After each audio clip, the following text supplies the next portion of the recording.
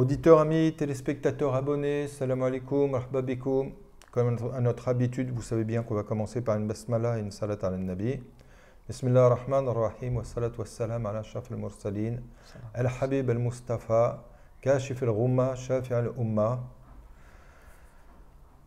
Aujourd'hui, dans le cadre de nos entretiens, pour parler d'un livre en particulier qui me tient à cœur, et je vous expliquerai très vite pourquoi, mais je laisserai surtout notre invité, Sidi Abdel Hafid, donc Ben Chouk, qui est le représentant de la Voie Naqshbandi en France, qui était en même temps l'éditeur de ce livre, qui, donc, le soufisme à la lumière du Coran et de la Sunna, qui est une traduction d'Idriss de Vos, duquel j'ai déjà eu l'occasion de vous parler, qui est un traducteur et un auteur averti, expérimenté, dont on apprécie beaucoup la plume, a traduit aujourd'hui donc le livre que l'on présente et qui sont des extraits choisis de Awarif el-Ma'arif, du grand saint irakien de l'époque Sohrawardi, qui n'est à ne pas confondre avec el-Ishraqi. C'est un très très grand maître de la voie soufie qui a eu dans l'époque qui est la sienne à devoir justifier le soufisme. Pourquoi? Parce qu'on est dans l'après-Hallaj, donc on est dans une époque où la dichotomie exotérisme-ésotérisme est déjà très présente. Certaines choses sont niées et à force, il y a même certains oublis de la voix du prophète qui apparaissent et on va avoir ce qu'on peut appeler des codificateurs de cette époque-là qui vont nous donner certaines œuvres comme Abu Talab el-Mekki, comme Sarraj, comme Razali, comme etc. Et Sohrawardi fait partie de ces grandes figures qui donc va produire ce livre, je le rappelle, Awarif el-Ma'arif, le soufisme à la lumière du Coran et de la Sunna. Alors, Sidi Abdel Hafid, donc ta maison d'édition Les 4 Sources, publie ce livre dernièrement. Pourquoi? Pour toi, selon toi, quelle a été la nécessité de publier ce livre? En quoi est-il important? Pour une raison très simple, c'est un livre qui s'adresse, je dirais, principalement à la Ummah. Donc à la communauté musulmane.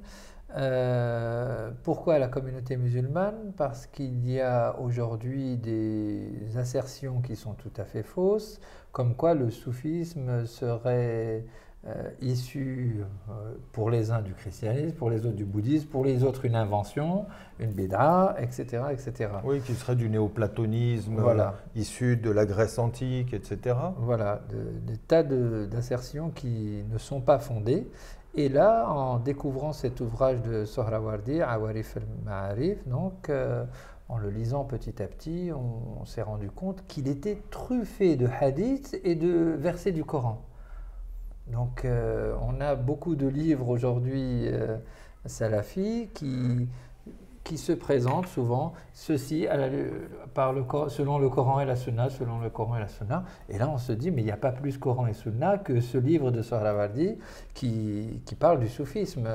Donc il serait temps de montrer, de démontrer, preuve à la pluie, que le soufisme est effectivement tient, j'allais dire, dans la proximité la plus grande et suit de manière la plus scrupuleuse donc le Coran et la Sunna.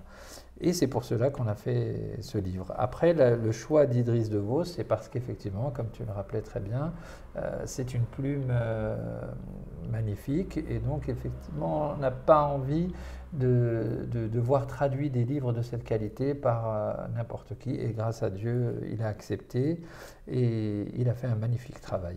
Alors, moi, j'ai eu le plaisir de me le voir offrir, je l'ai lu. Et c'est vraiment un très bon livre. Il est bien écrit. Les extraits choisis, je dirais, permettent d'éviter, parce qu'à la base, les Awarif el-Ma'arif, c'est très grand. C'est volumineux. Ça aurait pu décourager certains lecteurs qui se seraient trouvés devant une somme. Alors que là, par des extraits choisis, on a vraiment des concepts visés. On voit que vous avez, toi et probablement Idriss, en commun, je ne sais pas. Voilà, vous avez visé des concepts et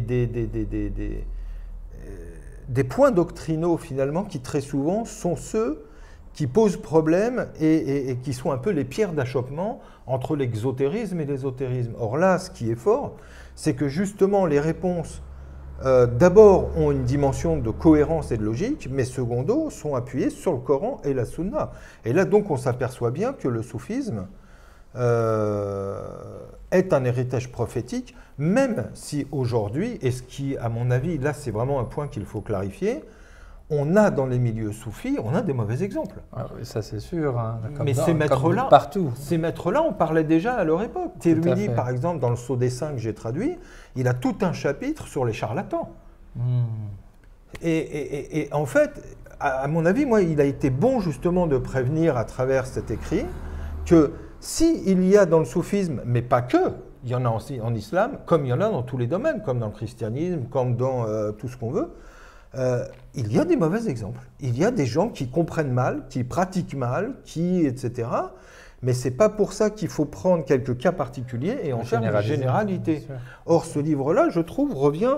Alors, il parle effectivement, le premier chapitre, c'est la genèse des sciences soufis. Donc ça, c'est une question que tout le monde se pose. Comment c'est arrivé, comment ça a commencé? Eh bien, si vous lisez le livre, vous allez le découvrir, bien sûr.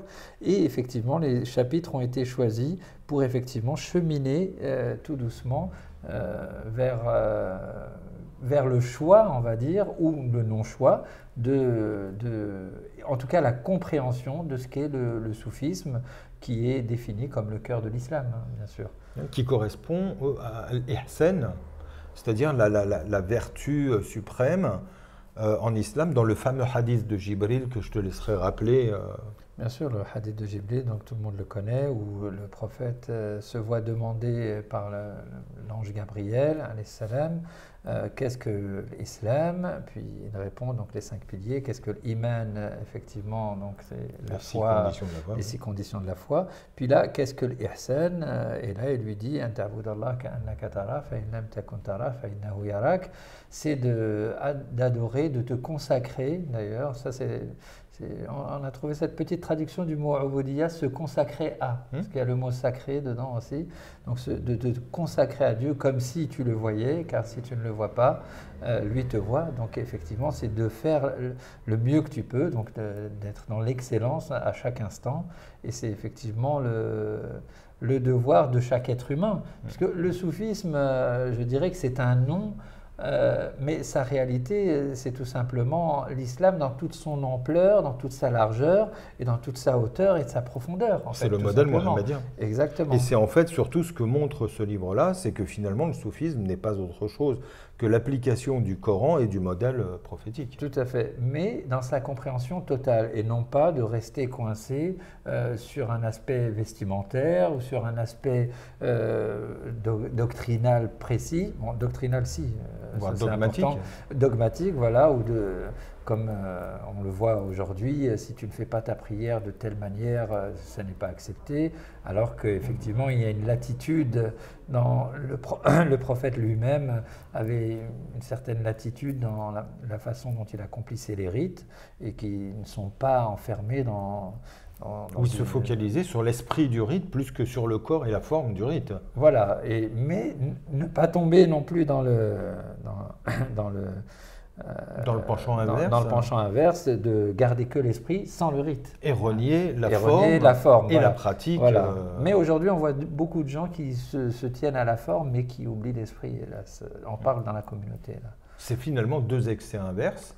Et à travers ce livre, on trouve ce juste équilibre qui vient nous ramener sur l'exemple prophétique. La religion du juste milieu, qui n'est pas de pas trop faire ou de pas faire, mais de faire les choses conjointement, en fait. L'esprit et la lettre, de les réunir. Et c'est ce qu'on essaye de promouvoir comme façon de voir le monde à travers les yeux d'un musulman simple. Alhamdulillah.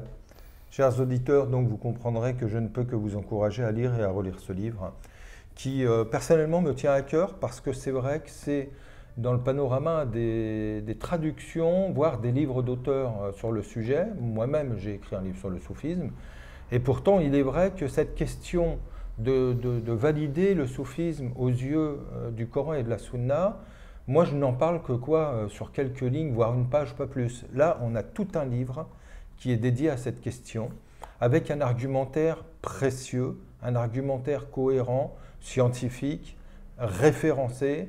Donc pour toute personne qui peut se poser des questions sur le soufisme, là vous avez plus ou moins, j'allais dire une Bible. Vous avez vraiment la référence par excellence des références coraniques et de la sunna de l'enseignement du prophète sur les raisons d'être, sur les origines, sur la validité du soufisme. À très bientôt de vous retrouver. Salam alaikum. Pensez à vous abonner, à nous suivre et à diffuser. Merci beaucoup. Au revoir et à très bientôt.